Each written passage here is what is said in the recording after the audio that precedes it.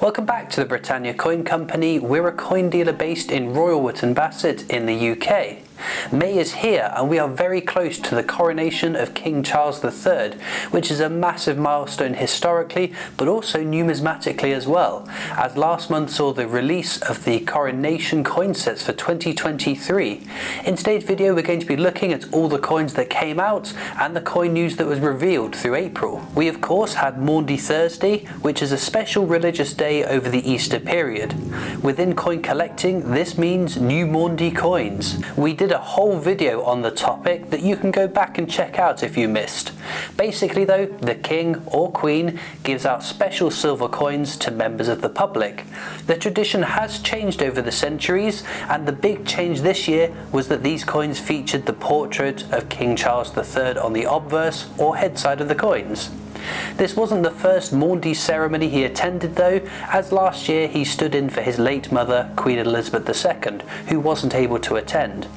Given that he is now king, each year he will attend a service which moves around the country and will hand out these highly collectible coins. We also learned about the next coin in the popular Music Legends collection.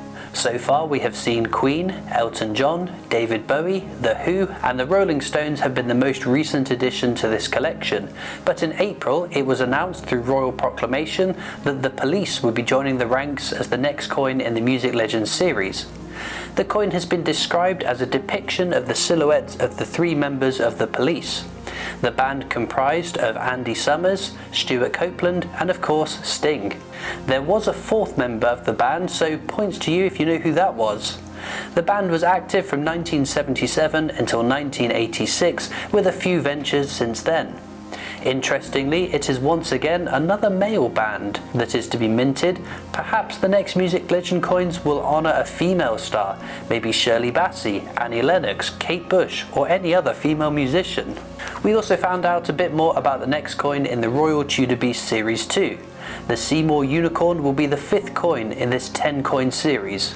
Well, 11 if they follow the path of the Queen's Beast collection and have a final completer coin added to the range as well.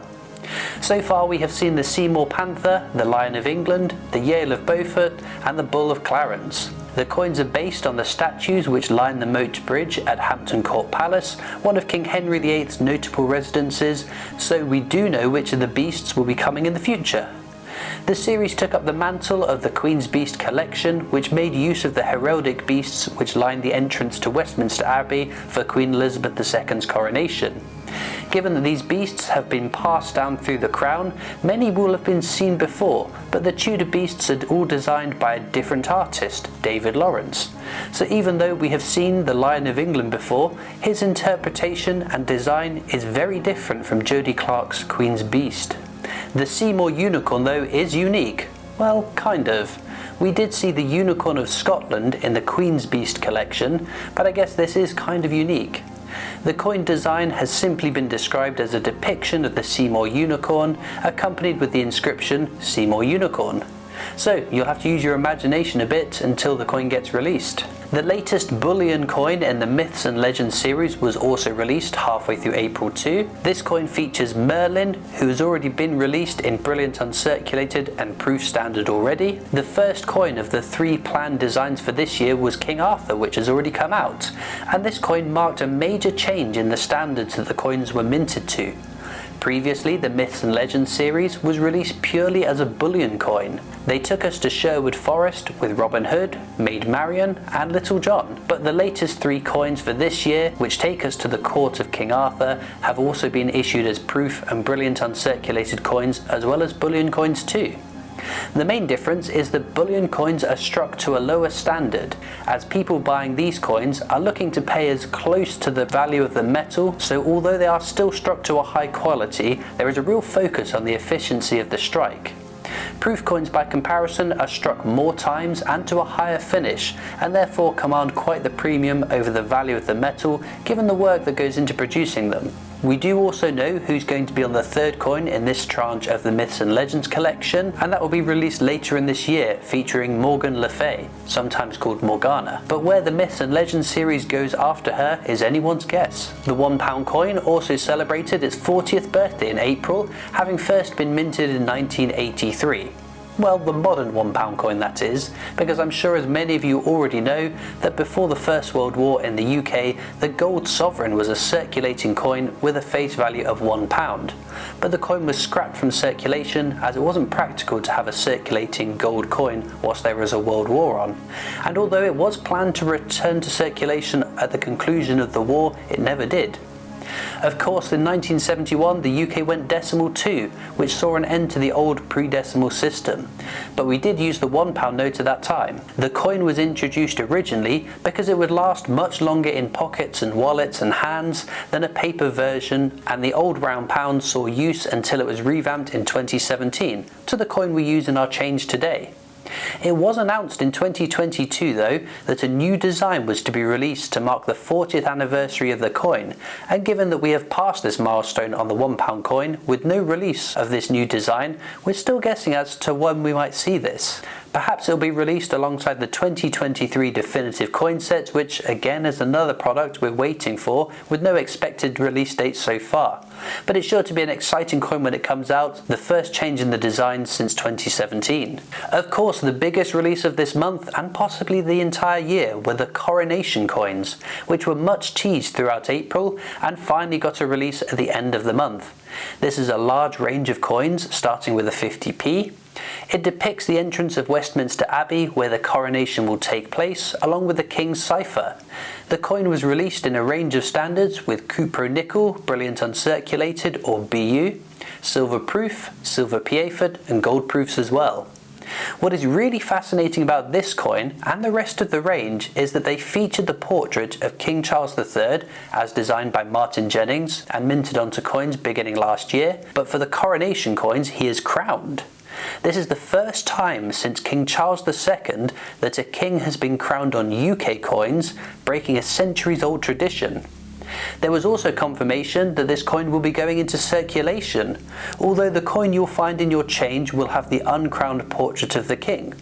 It's going to be really interesting to see whether the uncrowned portrait gets a BU or proof release, as otherwise the circulated version of the coin would be the only uncrowned variant of the coin that you can get your hands on.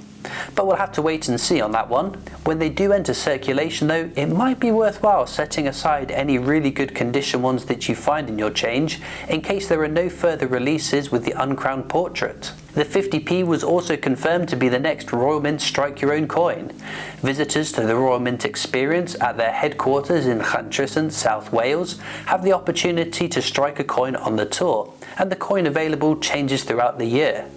The Coronation coin will be available to strike after the coronation, but on the day of the coronation, for 24 hours, a special version of the coin is going to be available. He will be crowned on this coin, and it will be in special packaging, only available on that day.